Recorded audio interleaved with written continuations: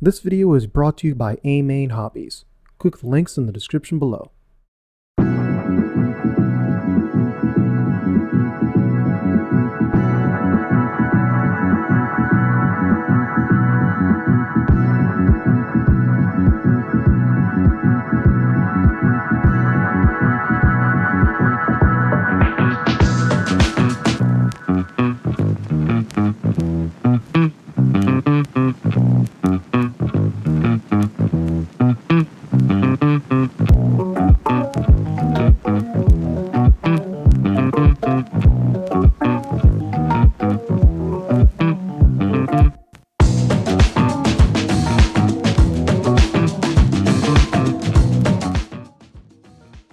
Very recently, the Roar Dirt Nationals for the 10 scale off-road racing took place at my local track, Hobbytown Columbus, The Yard. A hell of a lot of work went into making this track the best version it could be for this event, so before I go any further, kudos to Sean Harding, Craig Jackson, and the rest of the Hobbytown Columbus team for making this event possible. Anyway, I'm not going to go over my own personal experience with this event, as that's not really too important. What I will do is go over what to expect at an event like this if one ever happens to show up at your local track, and what I think could be improved at Roar going forward from the perspective of someone on the ground. Before we begin, however, I'd like to say two things. One, I'd like to thank A-Main Hobbies for supporting this channel. Anything you guys buy using the link in the description below will directly support me as well. Secondly, I'm doing a raffle for one of my short course bodies. Specifically this one right here. I don't see myself running short course very often in the future, and I'd like to give this to someone who will actually use it rather than just hang it up on a wall. All you need to do to enter is to send $5 to this PayPal email right here. If you're just listening to this video, that email is roachrc1@gmail.com. The winner will be decided on late September during a stream. Without further delay, let us begin.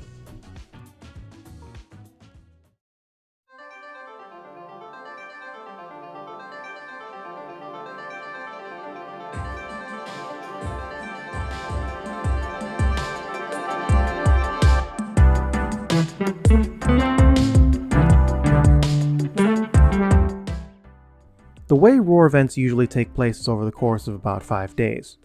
In this particular event, the entirety of Wednesday was for people to set up pit tables and such before moving on to controlled practice. I've explained what controlled practice is before in my 2022 Masters of Dirt video, but allow me to reiterate.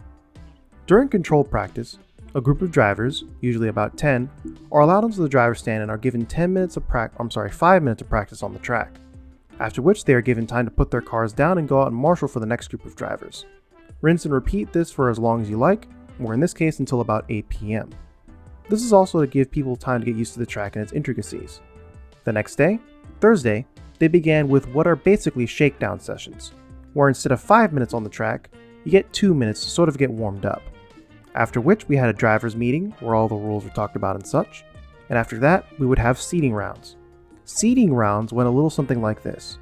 You are given 5 minutes to get the fastest 3 laps you can, and depending on how fast your laps are, determine where you placed in qualifiers. After seeding was done, it was back to controlled practice until about 8 p.m. The next day, Friday, began the actual qualifiers, again after 2-minute shakedown sessions with each heat beforehand. After which, qualifiers go on about the same way as you'd expect for the most part. Complete the most amount of laps in the shortest amount of time to earn your place in the starting grid for the main. Rinse and repeat for Saturday. The final day will be Sunday, otherwise known as Main Day. Here it's also what you'd expect for the most part unless you happen to make it into the A main, in which case you're put into what are basically triple A mains. Triple A mains are a point-based system where depending on how well you do in the main, you're given a certain amount of points depending on your placement in a race. First place gets 1 point, second place gets 2 points, third place gets 3 points, you get the idea. The fewer the points you have, the better. There is a tiebreaker system which we'll get into later, but for now, let's talk about the track and what it was like. The track that Sean Harding put together this time around was pretty damn good in my opinion. The best way I could describe it would be an 8-scale style track in a 10-scale size. It was also a very fast track that encouraged you to push both your car and your electronics to their absolute limits. See this part right here? I'll now refer to this part as the Big Triple. On camera, it doesn't seem too bad, but to be clear, even with a 6.5 turn motor, it was nearly impossible to clear the Big Triple in any way that would be considered clean.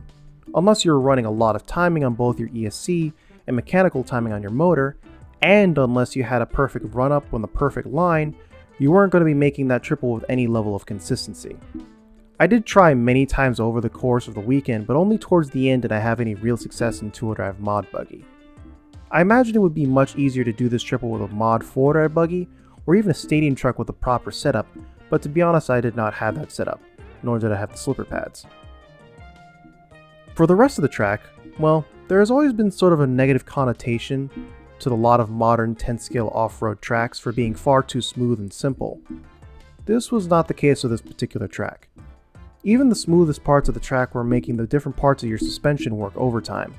And on the bumpiest parts of the track, well, let's just say if you had the wrong setup, you're going to have a hard time keeping your car on all 4 wheels, especially on the back straight.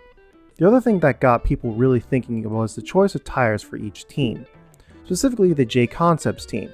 For me, the only J Concepts tire I ran was my stadium truck, being Aqua 2 Ellipses. They were good, but not that good, so people on the J Concepts team were looking for alternatives. Greens, blues, and even silvers were used. And from what I can recall, greens were settled upon being the best tire for a J Concepts team driver to use for maximum traction. Only real issue is these tires did not last long. After being broken in, you get a solid 3 or 4 runs in before an air gap between the foams and the rubber would start to develop, at which point the tire would become unstable and for a pro driver, unusable. If you were running nothing but stock buggy and you only had one option, the Proline S3 Bald Eagle. These tires seemed to work pretty well once broken in and lasted a little bit longer than the J Concepts greens, but provided slightly less traction. Regardless of tire choice though, it would seem as though most people struggled with traction early on as the track was literally completed like a day before the event. The surface was as green as could be. Over time though, the track came around and I imagine in later races the track will still be in good state in terms of traction going forward. Overall, I liked it. It was fun. And for me personally, that's all that really matters.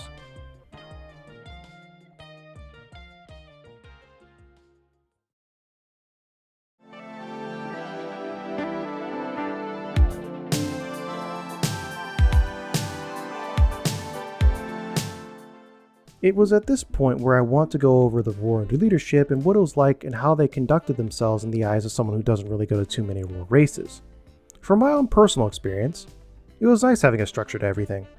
If it said your race was to begin at 2:30 p.m., it was going to start exactly at 2:30 p.m., so you could actually plan around what you wanted to do with your car in the meantime. We got a surprise visit from the new Roar president Clayton, and he seemed like a cool dude. For me personally, the event ran quite well for the most part.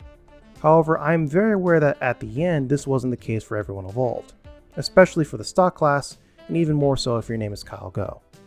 Kyle is a friend of mine, and even though I don't see him too often, he's a really cool guy, which is why it hurts me to say he got shafted by an oversight by the Roar officials part. Or kind of. Let me explain. Roar and IFMAR both have differing rules when it comes to tiebreakers and general points when it comes to AAA mains. Instead of choosing the Roar settings on the event, they chose IFMAR by accident. This ended up putting some people higher than they were and others lower. What this all means is that if the event were to go via IFMAR rules, Kyle Go would be your 17.5 champ. However, the error was later found later on in the event. The call was made to switch said points to the tiebreaker to the Roar settings instead of the IFMAR settings at the end of the event.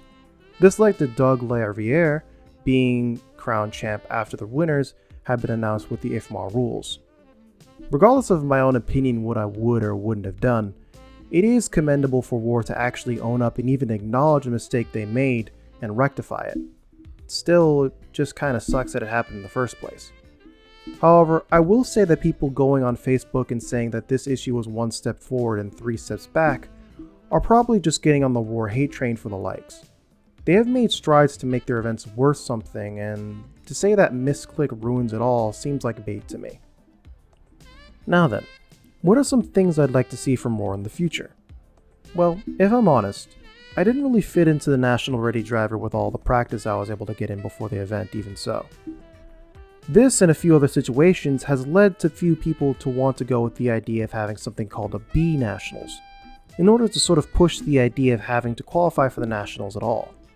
Now, I'm not the one at Roar making these decisions, and I pity the one who does, but I think this would be an okay idea. Or, conversely, you can make doing well at a regional race a prerequisite to going to the nationals in the first place, kind of like how doing well at the nationals is a prerequisite to going to the internationals. Make regional races actually have stakes in them, rather than just being a cool novelty to attend every once in a while to refresh your war membership once in a blue moon. Of course, I'm simply one person who didn't even make it to the B-main of the two-wheel buggy, so I'm not sure if my opinion carries any weight. Even so, I do hope there's more in the works for that Roar to make things more interesting, but I do think they are on the right track. Before I let you go, I have a confession to make for the next coming 6 months. As of the time of this video being released, I'm currently enrolled at the Atlanta Metro State College as a student in the Year Up program. What this means is I simply won't have the time or money to be able to travel to races or even make videos as often as I usually do. Don't worry, I'm not deleting the channel or anything like that, nor am I walking away from YouTube altogether for the next 6 months. I just simply won't be able to upload as often as I once did for a little while. Every single one of you who watch my videos and enjoy them, I greatly appreciate in allowing me to get this far. With that being said, if you wish to support me and you haven't already, be sure to hit that like button and subscribe if you'd like to see when I actually do upload. Also, if you'd like to support me financially, you can subscribe to my Patreon where I post updates on when my next videos are going to come out. Speaking of which, I'd like to thank my active patrons Michael Williams, RC World Discord server, Casey Nix, Ben Reeves, Dave Armstrong, Joe Jenkins, Brian Lofton, Rob Bedingfield, Caden Merks, Ian Petrie, Keith McDonald, Spiro Harvey, Logan Judkins, Salvador Rivera, and especially Morrison Watt. Thanks for watching, and I'll see you next time.